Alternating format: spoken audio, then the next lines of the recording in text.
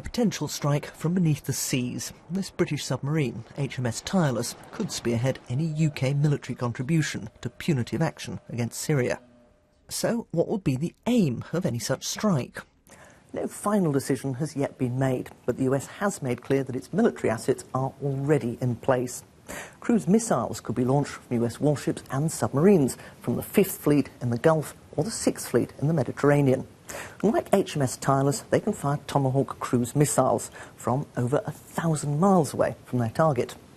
And the most likely targets are the Syrian regime's military command and control, especially any command believed to be involved in the use of chemical weapons.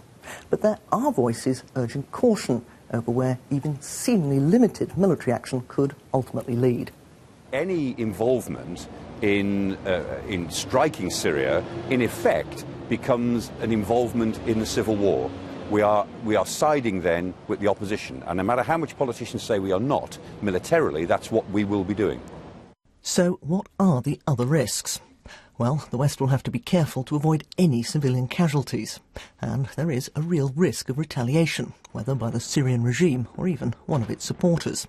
They include Russia and China, while Iran could also react. Retaliation could hit allies in the region or even places such as Cyprus. And another risk that a military strike could help the opposition, who include elements linked to Al-Qaeda, the very people the West doesn't want to have any access to chemical weapons. Whatever good might be done by sending a message to President Assad that he shouldn't use chemical weapons, unless such a strike is within an overall strategy which has a beginning, a middle and an end, then we are effectively kicking the ball down the pitch and waiting to see which way it bounces. That's not a good strategy, and that's not a good way to think about finishing something when you start it. So what is the objective? The aim is not regime change, according to Downing Street and the White House, but what they term limited action, to show Syria and others that the use of chemical weapons will be punished.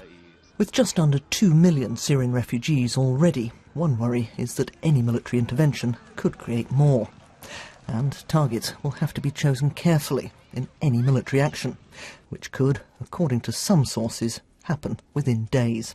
Caroline Wyatt, BBC News.